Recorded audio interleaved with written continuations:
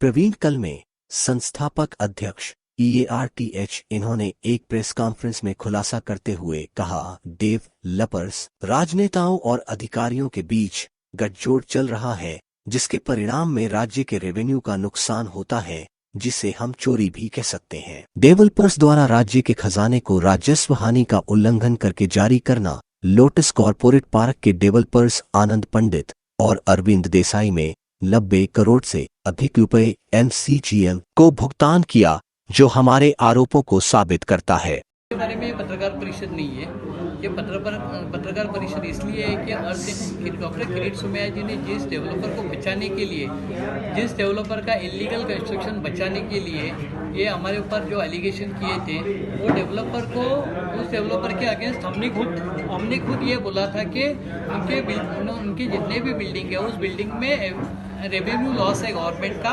और उसमें revenue theft है। सो एक बिल्डिंग के रेगुलराइजेशन का प्रपोजल गया है उस डेवलपर के, एक बिल्डिंग के रेगुलराइजेशन का प्रपोजल गया है उस डेवलपर के, और उस प्रपोजल के according to that proposal regularisation के लिए विदाउट पेनल्टी अप्रोक्सीमेटली 95 करोड़ उन्होंने श्री आनंद पंडित इन्होंने पे किया हुआ है।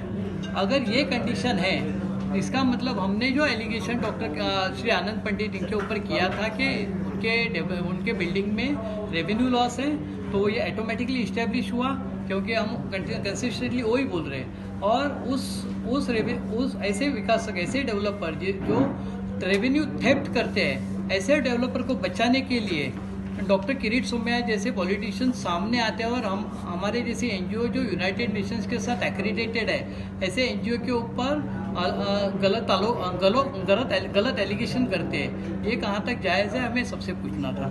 डॉक्टर श्री आनंद पंडित इनकी बिल्डिंग, इनकी जिस बिल्डिंग को रेगुलराइजेशन करने का प्रपोजल म्यूनसिपल कमिश्नर ने अप्रूव किया है, वो बिल्डिंग को रेगुलराइज करने के लिए उन्होंने एक सर्कुलर निकाला 12 अप्रैल 2024 को। ये circular, according to this circular, उनको उस बिल्डिंग को कोई भी बिल्डिंग, जो बिल्डिंग को रेगुलराइजेशन करना है, उसके लिए 0% पेनल्टी होगा। मेरा डॉक्टर श्री इकबाल सिंह चहल साहब से सवाल है कि अगर मुंबई हाई कोर्ट के ऑनरेबल जज श्री अभय ओका साहब ने 2018 में रेगुलराइजेशन का अर्बन डेवलपमेंट डिपार्टमेंट का JR को स्टे दिया हुआ था, तो क्या उनको ये अथॉरिटी है कि वो इस तरीके का रेगुलराइजेशन का प्रपोजल लेके आए? नंबर 2, क्या उनको ये अथॉरिटी है कि पेनल्टी वो 0 करे? और अगर वो अथॉरिटी है तो वो सबके सामने लेके आ जाए। अगर नहीं है तो मैं गवर्नमेंट से अपील करूंगा, और मैं आप सबसे भी अपील करूंगा कि आप उनसे भी ये सवाल कीजिए कि ऐसे डेवलपर को बचाने के लिए वो महाराष्ट्र गवर्नमेंट का और अपेरेंटली म्यूनसिपल कॉरपोरेशन का पैसा डुबाने का अथॉरिटी उनको है क्या? उन्होंने 0% पेनल्टी प्रपोज करने का रीज़न क्या है? अगर ये 0% पेनल्टी नहीं होता तो ये 96 की जगह पे बहुत ज़्यादा पैसा कॉरपोरेशन को मिलता। सो ये पैसा डुबाने की क्या ज़रूरत थी उनको? और ये पैसा जो डूबा है कॉरपोरेशन का, तो इसका जो एक्चुअल पेनल्टी होता, उसका जो परसेंटेज है, वो परसेंटेज किसके जेब में गया, ये भी ढूंढना बहुत ज़रूरी है। और हमने जो बोला हुआ है कि रेवेन्यू थेफ्ट नहीं हुआ है, रेवेन्यू लॉस नहीं, रेवेन्यू थेफ्ट है, तो अगर ये रेवेन्यू थेफ्ट के ऊपर एक्शन क्यों नहीं लिया जाता? रेवेन्यू थेफ्ट किसके घर में जाता है? ये रेवेन्यू थेफ्ट क्या ऑफिसर और डॉक्टर किरीट सोमैया साहब के घर में जाता है, या फिर इकबाल सिंह चहल साहब के घर में जाता है? ये ढूंढना बहुत ज़रूरी है।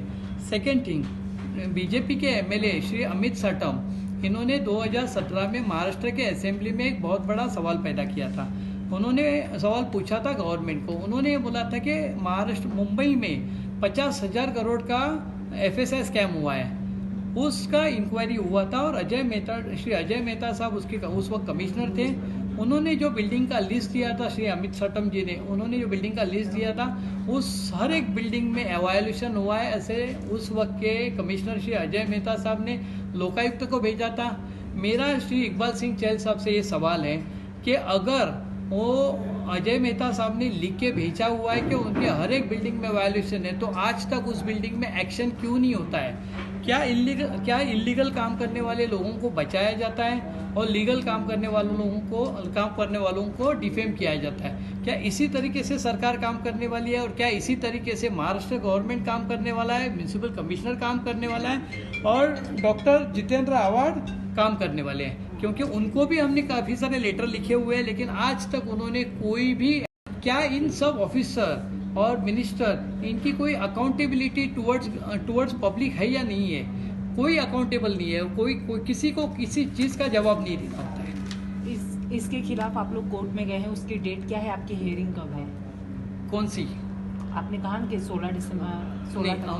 हमने एक केस किया था जब हमें जॉइंट इंस्पेक्शन मिला था एसआरए के तरफ से, उसका एक केस किया था, उसका 18 दिसंबर 2020 को श्री नितिन जामदार साहब के लीडरशिप में जो बेंच था, उन्होंने एक जजमेंट पास किया था कि प्राइमा फेसी ये